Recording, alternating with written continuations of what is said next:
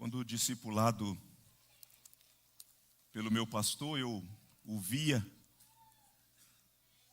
aos domingos, às quartas-feiras, pegando um livro inteiro e expondo, iniciando, contextualizando, e assim, impactado pela exposição da palavra, pelo jeito como ele fazia, eu ficava pensando, será que um dia eu vou conseguir fazer um negócio desse?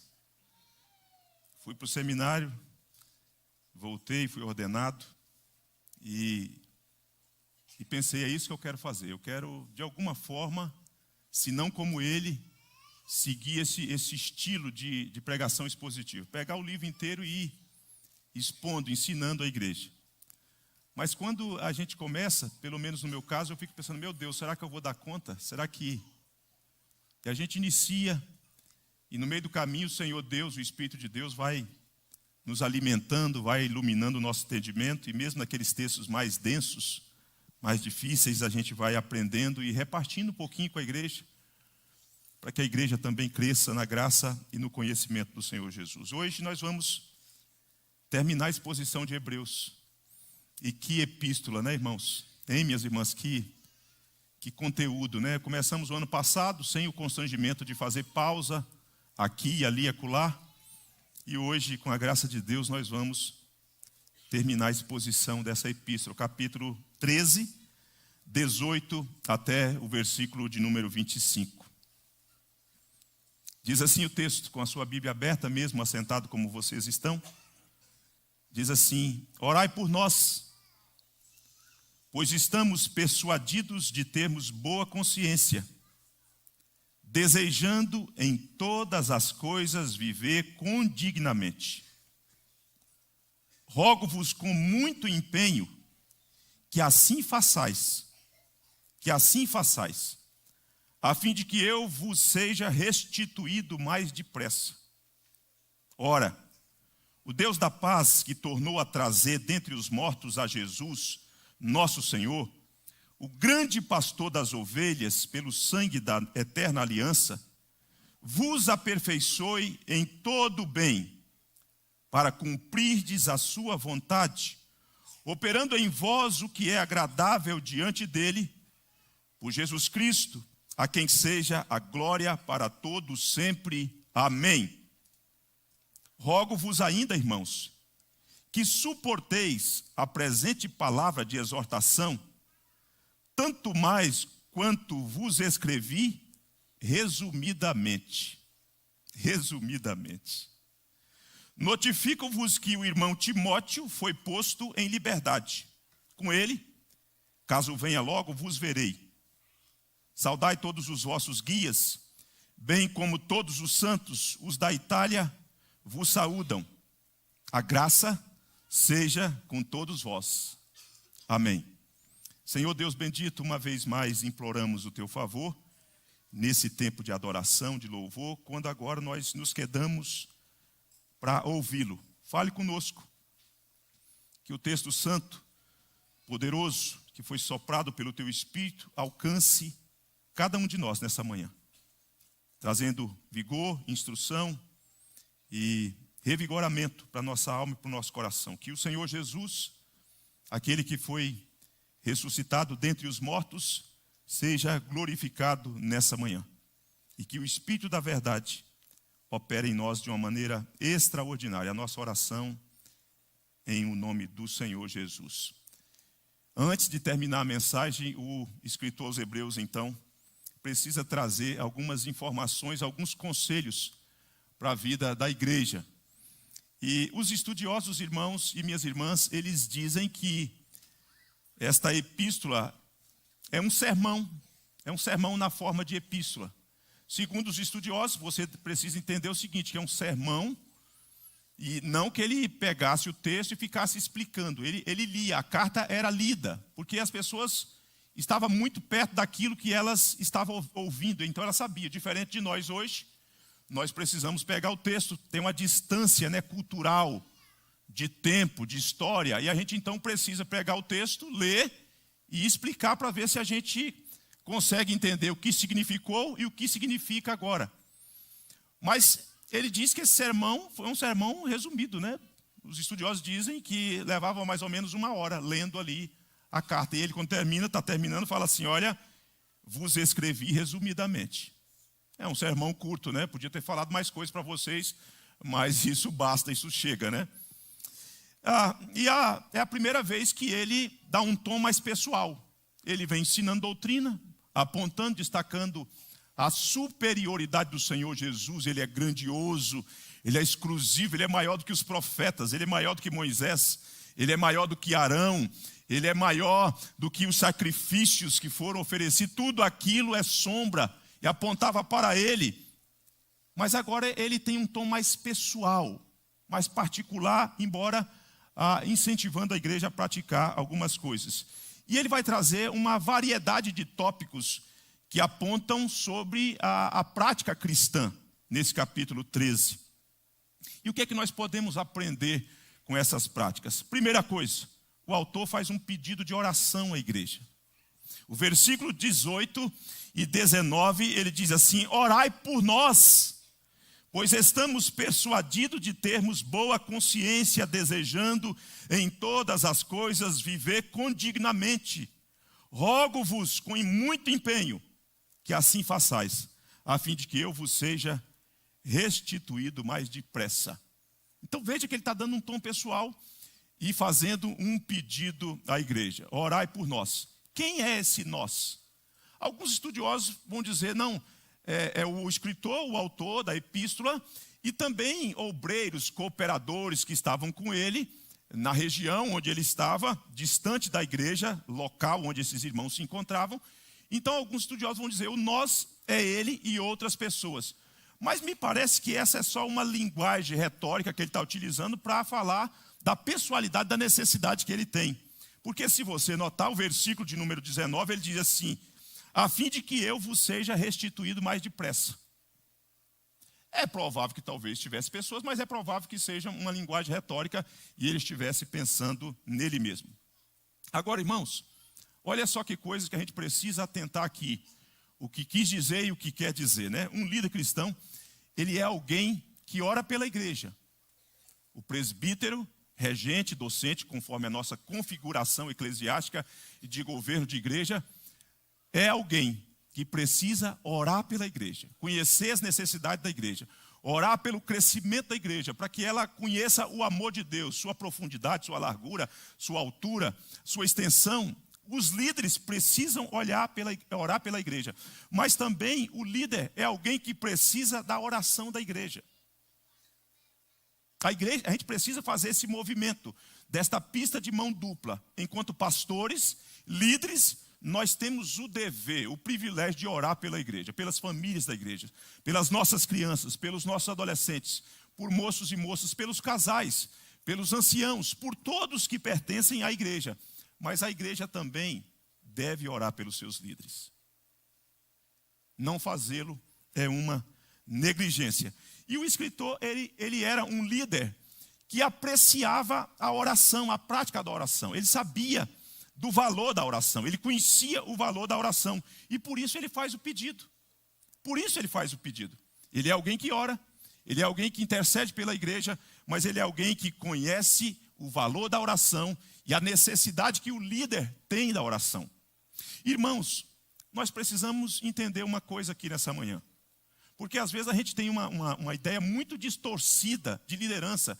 Nós temos um ranço do catolicismo. Um ranço do catolicismo. A gente acha que o líder é o sacerdote e que ele é uma pessoa que atingiu um patamar de espiritualidade, que ele é uma pessoa intocável, que ele não tem canseira, que ele não tem abatimento. Às vezes a gente tem uma ideia muito equivocada do que seja a liderança da igreja. Os líderes da igreja, eles têm necessidade tanto quanto os liderados.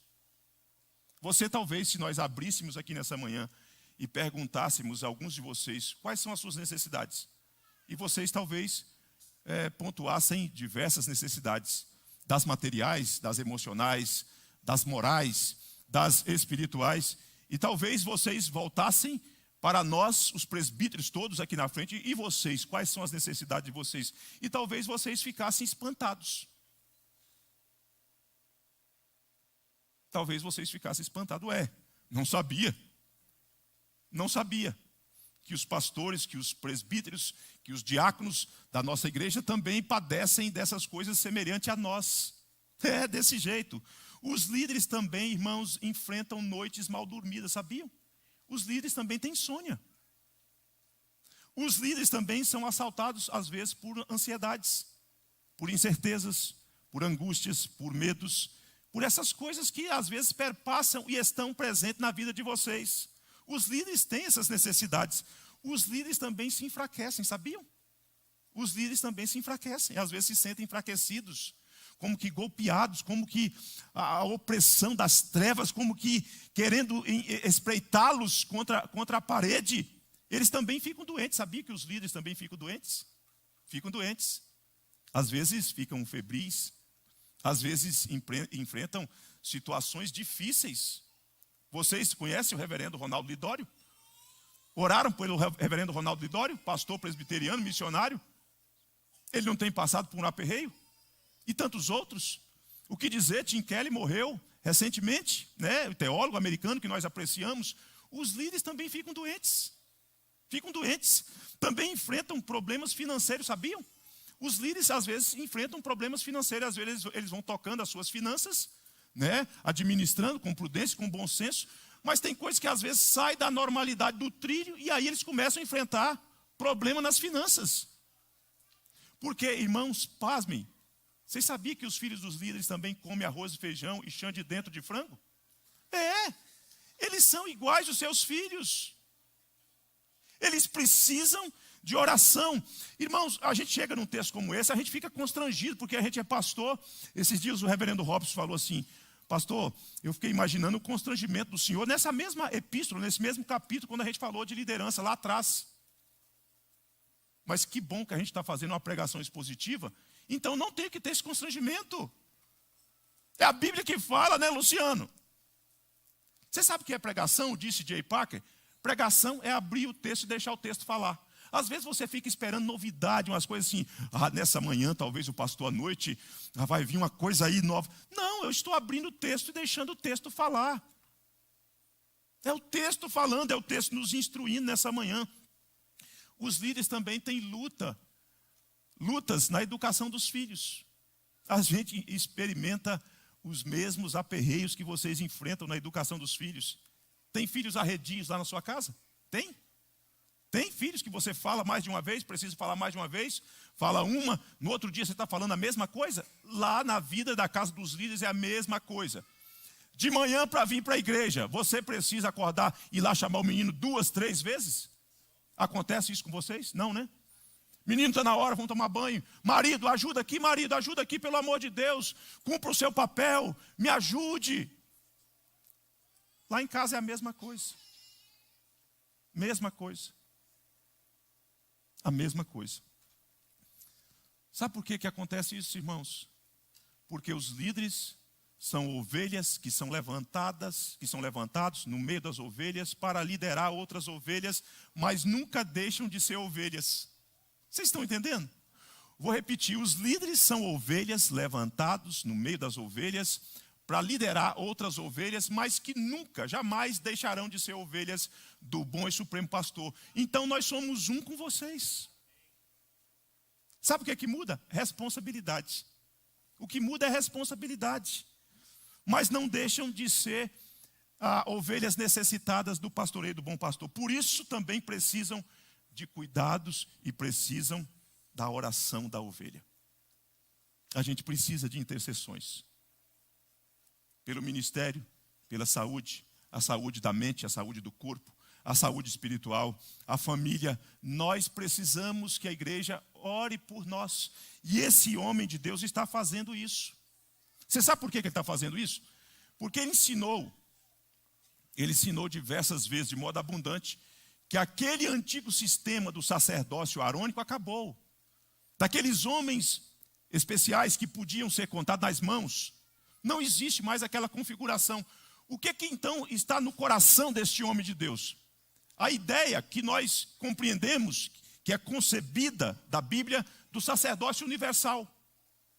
Agora, não são alguns homens que oram por todos os demais, por todas as demais pessoas. Agora, todos nós podemos orar uns pelos outros, porque somos sacerdotes.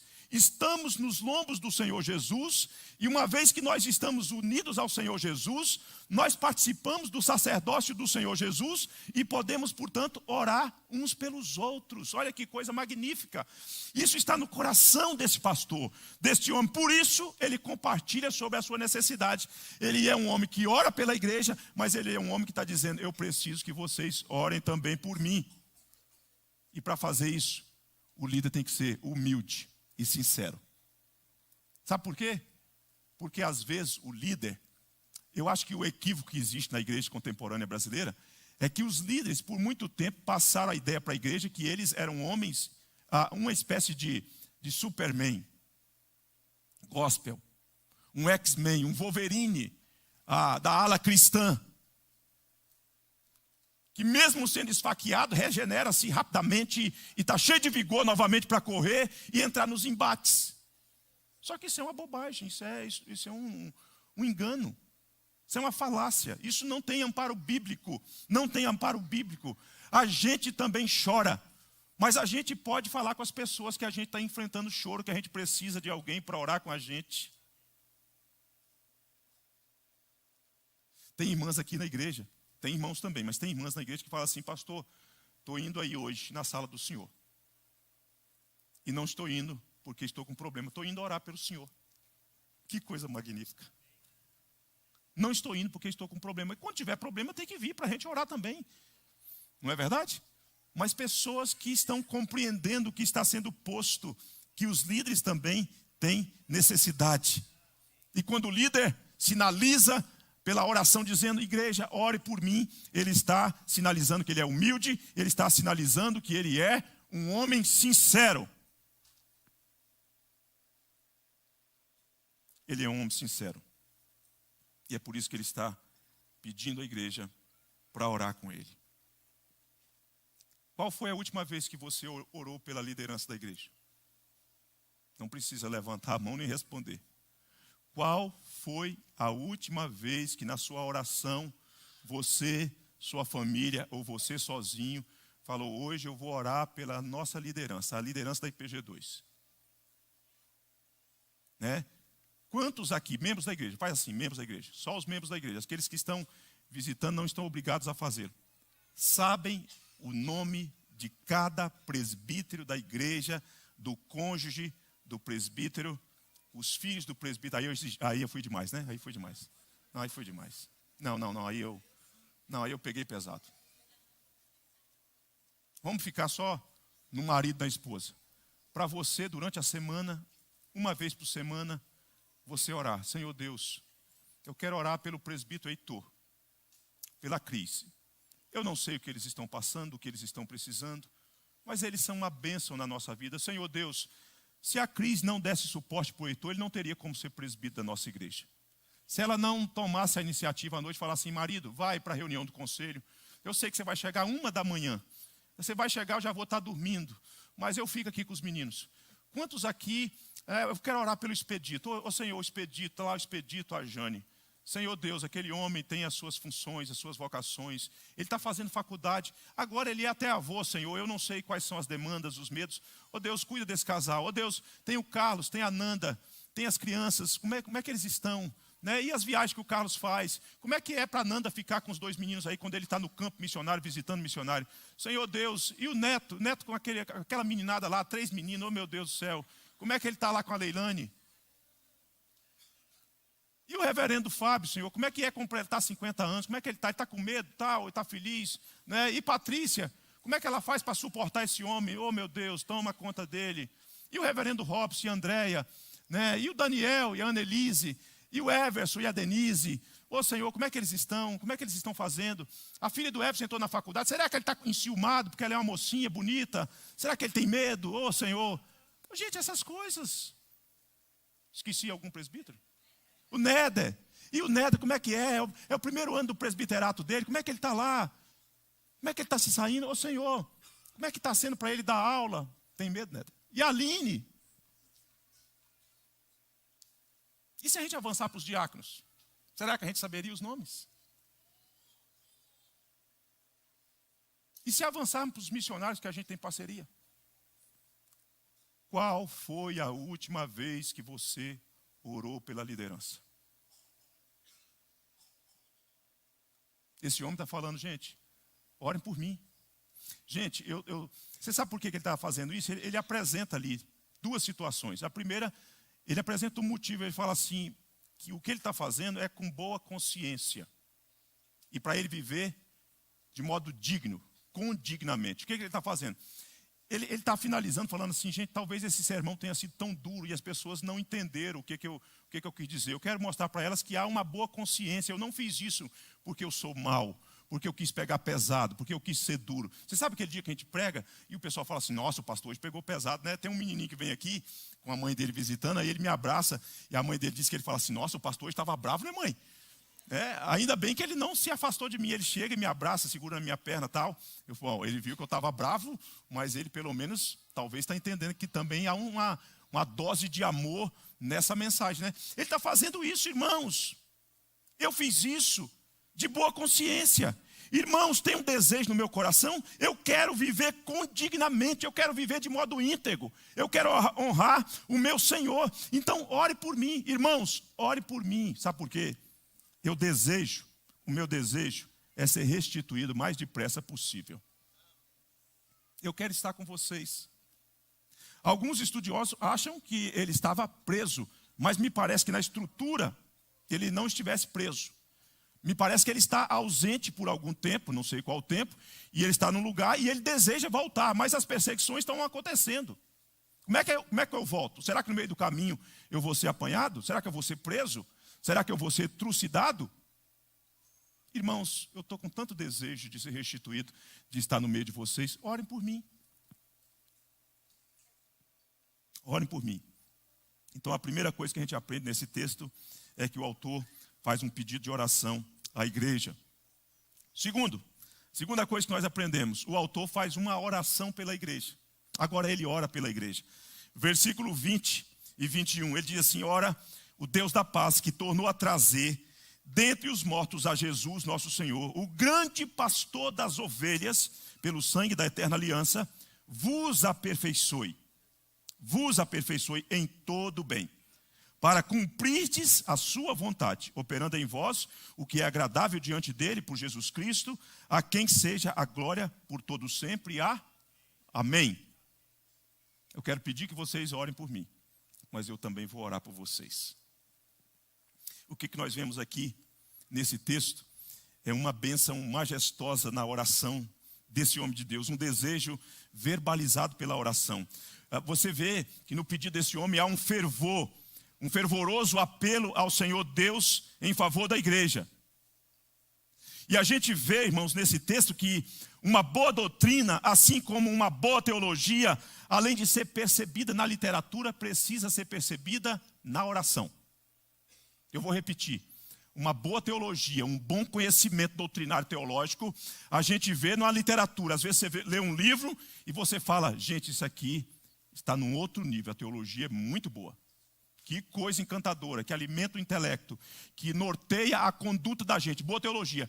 Mas boa teologia tem que ser verbalizada na oração. Você sabe o quanto que a pessoa conhece de teologia e de doutrina quando ela ora.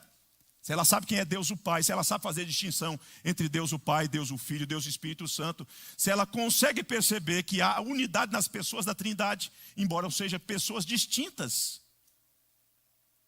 Este homem de Deus, ele está orando e quando ele ora, vai exalando teologia, vai exalando a verdade da Escritura.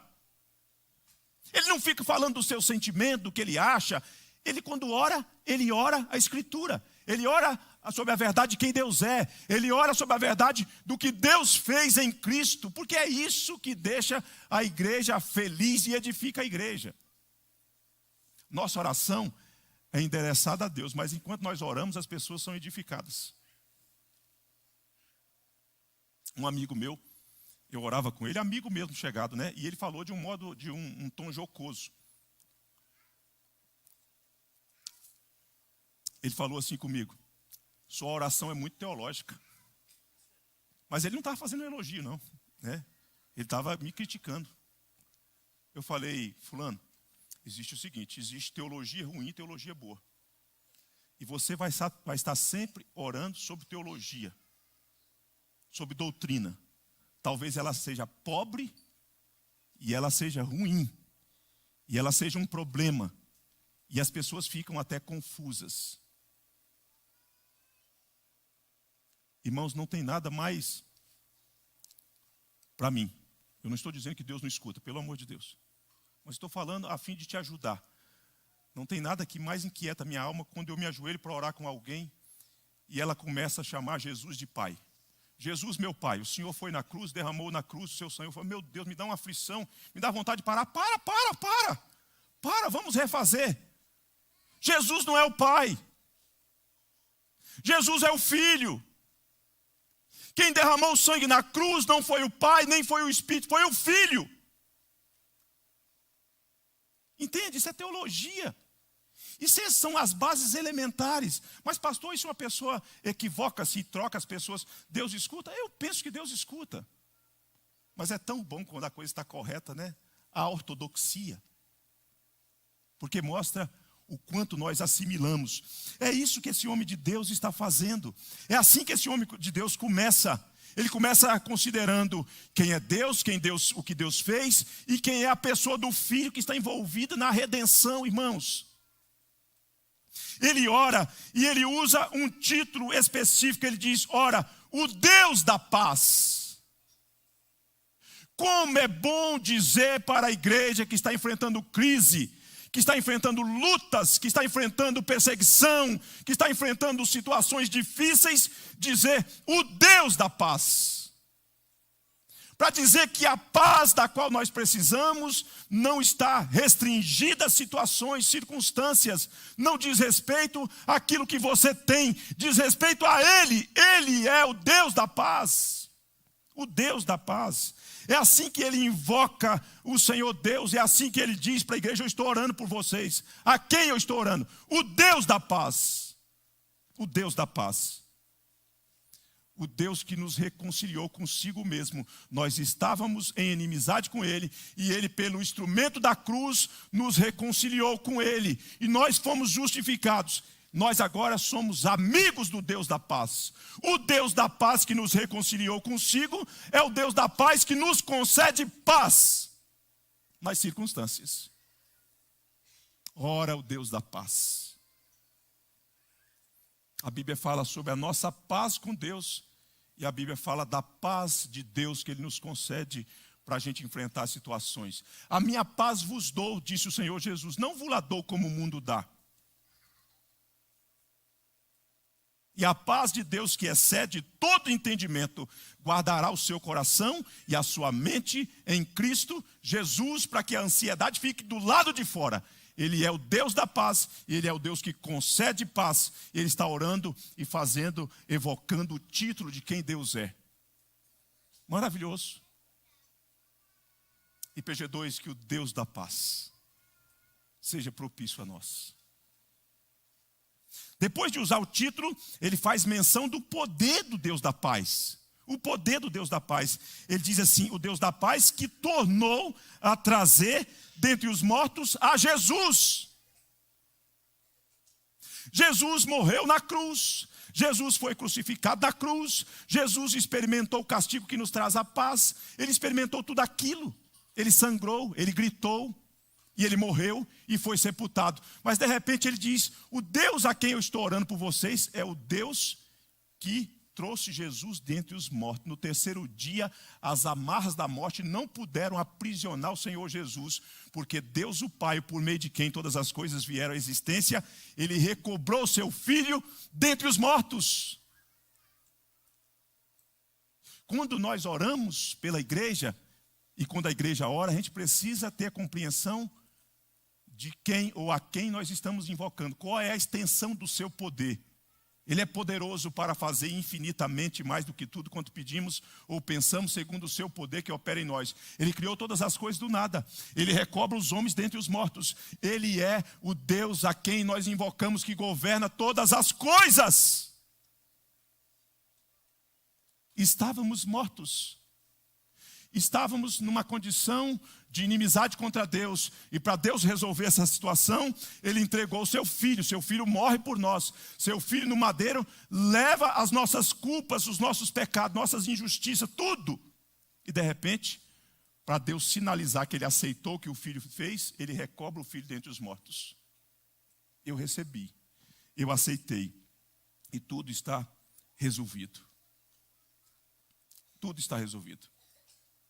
Agora, quem é aquele que Deus recobrou dentre os mortos? Primeira coisa, Ele é o nosso Senhor. Você está percebendo como é que Ele está orando? O Deus da paz, o Deus que tem poder, que recobrou seu filho dentre os mortos. Mas aí Ele faz menção de quem é aquele que foi recobrado dentre os mortos. Ele diz, nosso Senhor. O que está vivo, o que foi trazido dentre os mortos, Ele é o nosso Senhor. Ele governa a nossa vida. Nós tocávamos a nossa vida do jeito que nós achávamos que era correto, mas agora não mais. Ele é o nosso Senhor. Quem é Ele que foi recobrado dentre os mortos? Ele vai dizer, Ele é o grande pastor das ovelhas. Ele é o grande pastor das ovelhas. No passado, Ele é o grande pastor das ovelhas que entregou a sua vida em favor das ovelhas. Ele morreu pelas ovelhas, para que as ovelhas pudessem ter vida. No presente, uma vez que lá atrás Ele morreu, Ele buscou, Ele trouxe as ovelhas que estavam desgarradas para o seu aprisco, e por isso Ele é grande, Ele arrebanha a multidão de ovelhas espalhada por este mundo. No presente, o grande pastor guia as ovelhas pelo conselho da sua palavra. Ele é grande por conta do que Ele fez. Ele morreu, se entregou, Ele buscou, Ele arrebanhou, Ele trouxe as ovelhas para o seu aprisco, Ele está cuidando delas. Mas no presente, o grande pastor guia as ovelhas pelo conselho da sua palavra. Ele protege as suas ovelhas. Elas jamais perecerão. Elas estão nas mãos do Supremo Pastor. Você não tem que ter medo. Você não tem que ter medo. Ele é grande pastor porque Ele sustenta as ovelhas, Ele alimenta as ovelhas, Ele cuida das ovelhas. Que coisa boa pertencer e fazer parte do pastoreio do grande pastor que venceu a morte. Quem é Ele?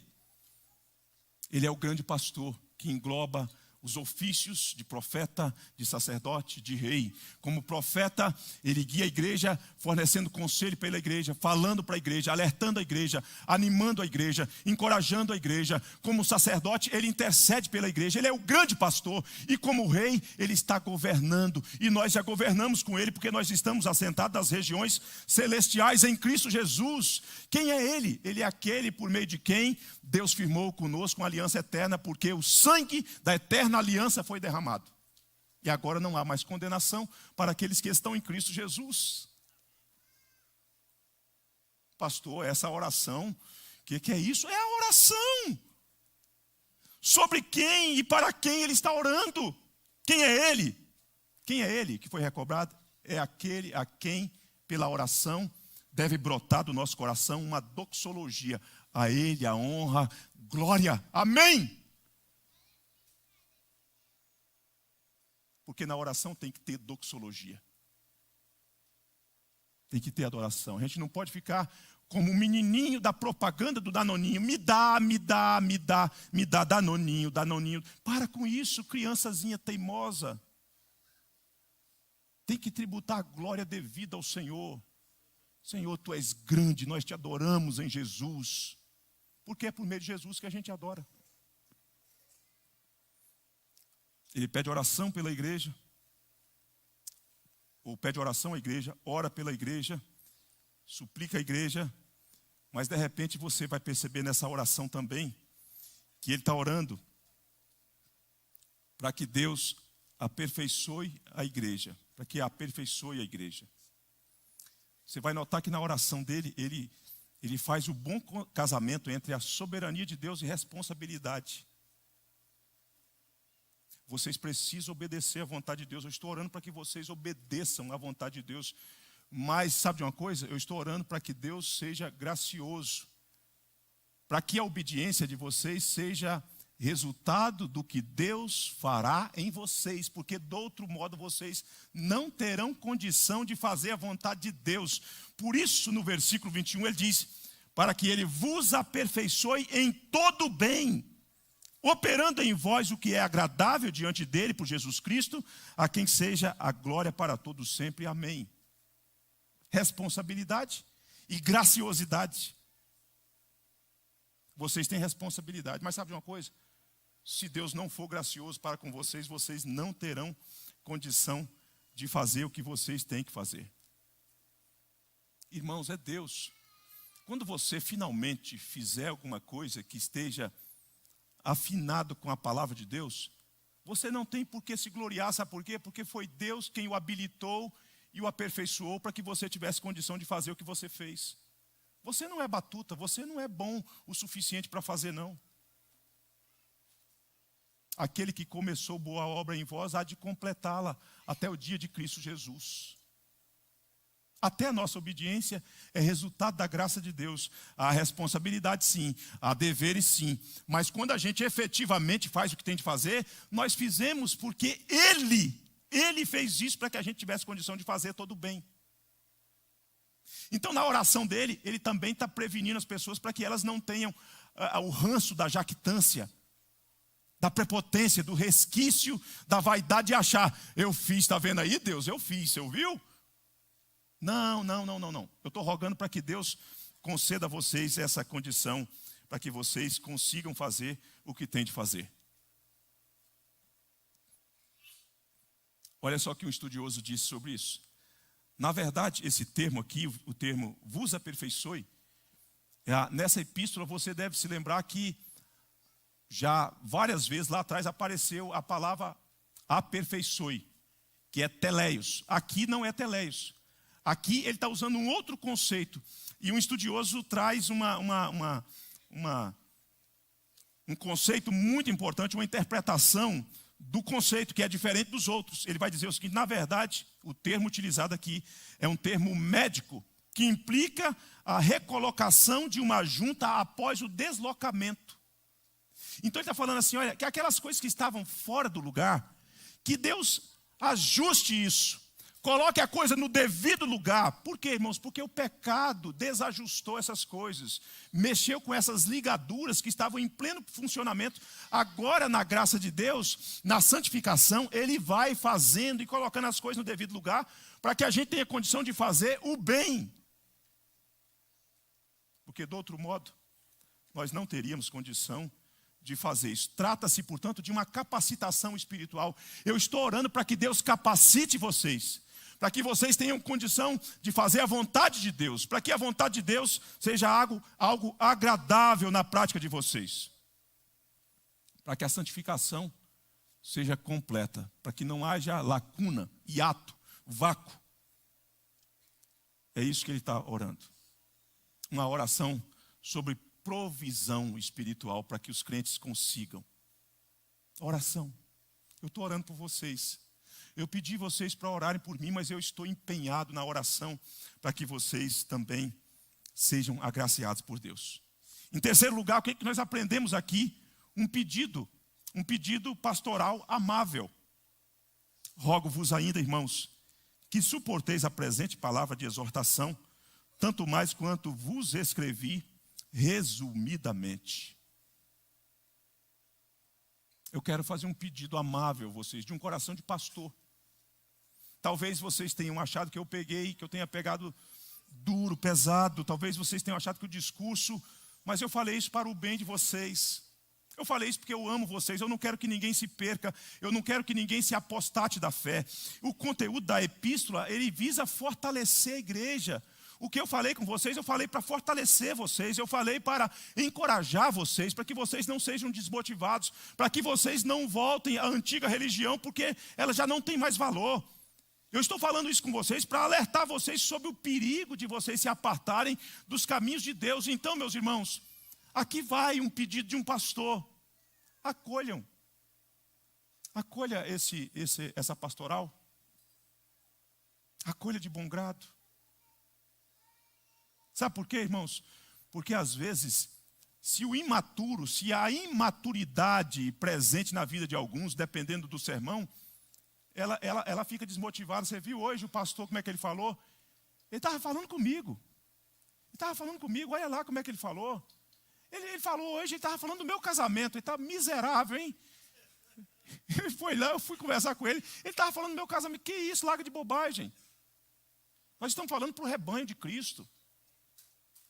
E se de alguma forma tocou em alguma coisa que gerou um desconforto, se curve humildemente e acolha, porque isso tem a ver com a docilidade pastoral. É o Senhor cuidando de você. É o Senhor velando da sua vida, cuidando da sua vida, guiando os seus passos, cercando você para que você não desfaleça, não se aparte do meio do rebanho.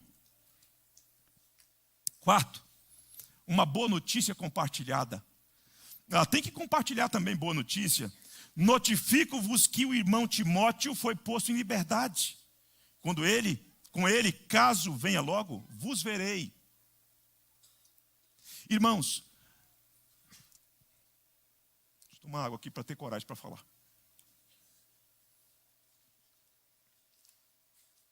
Na igreja, nós somos família, certo? Ok? Sim ou não? Não tô... Sim, irmãos, somos família. E na família a gente compartilha sobre situações difíceis. Pelo menos nós deveríamos compartilhar. Nós falamos sobre as perdas, sobre as tragédias da vida, sobre as enfermidades, sobre os diagnósticos que surgem. Quando a gente vai ao médico, o médico pega o exame e fala: ih, rapaz, a coisa aqui não está legal, hein? A gente sai de lá assim com as pernas bambas, meio desnorteado, né? Parecendo aqueles desenhos animados que tomou uma pancada na cabeça e está rodando assim, aquelas estrelinhas, né? Aquele passarinho em volta. Lembra desse? Os meninos lembram dessas coisas? A gente sai desse jeito. A gente é golpeado. E o que a gente faz? Guarda para si? Não, a gente compartilha. Meu irmão, a situação não está fácil. Você pode orar comigo? Você pode orar comigo ao Deus da paz? Ao Deus que é poderoso, que recobrou Jesus dentre os mortos? Você pode orar comigo? A gente compartilha sobre as coisas difíceis da vida. E é preciso compartilhar. Sobre os medos, sobre as ansiedades, sobre aquelas coisas que geram desconforto e faz com que a gente tenha insônia. A gente compartilha. Mas quando as coisas boas acontecem, a gente tem que repartir também. Falar: rapaz, lembra sobre aquela situação, pastor, pela qual nós orávamos? Deus ouviu, Deus respondeu, Deus mudou tudo aquilo. E eu tenho alguma coisa para contar. Essa igreja sabia que Timóteo, em algum momento, foi preso. Foi cerceado da sua liberdade por conta do evangelho. Mas agora, quando ele recebe a notícia, ele fala: irmãos, um lenitivo para a alma de vocês, Timóteo foi posto em liberdade. E eu estou aqui aguardando para que a gente tenha condição de chegarmos juntos aí para ver vocês. É o nosso interesse, é o nosso desejo. Vai ser uma dádiva preciosa, mas já saibam que ele não está mais de trás das grades, ele está livre. A gente tem que celebrar essas coisas, a gente tem que contar sobre essas coisas, a gente tem que repartir sobre essas coisas para que a gente regozije diante de Deus. E aí ele termina falando: olha, saudai os guias aí, e todos os santos. Esse é um líder que não é enciumado, entendeu? Tem líder que fica enciumado, achando que a igreja é dele, que o povo é dele, ele não pode ver alguém brilhar, ele fica constrangido, porque às vezes ele queria ser assim, eu queria fazer daquele jeito. Este homem não tem esse constrangimento, essa frescura. Irmãos, eu estou fora, não estou aí, mas eu quero que vocês cumprimentem os irmãos que estão aí, os líderes. Eu quero estar aí para estar com vocês, mas eu fico feliz que vocês não estão desprovidos de líderes, tem líderes aí. Esse homem não tem aquela patologia da cobra que está perseguindo o vagalume. Lembram-se dessa historinha? Dessa parábola? A cobra está perseguindo o vagalume. E o vagalume vai para um lado, vai para o outro. De repente ele falou assim: dona cobra, dá uma pausa, estou cansado. Ô, dona cobra, ela deu uma pausa e ele perguntou: dona cobra, por que a senhora está querendo me devorar? Eu não faço parte da sua cadeia alimentar.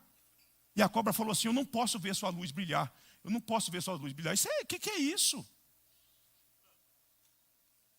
Esse homem não tem problema com a luz da liderança que está brilhando. Louvado seja Deus. Saúdem aí para mim os irmãos e todos os santos. Mande aí um grande abraço para eles. Irmãos, eu quero terminar o sermão, é ele dizendo, né? E eu também vou terminar. Irmãos, aquela graça que alcançou vocês quando estavam perdidos, eu desejo que essa mesma graça seja com vocês. A graça do começo, a graça que está no processo, nos levando à conformação de Jesus, que essa mesma graça seja sobre a vida de vocês. Vamos ficar em pé.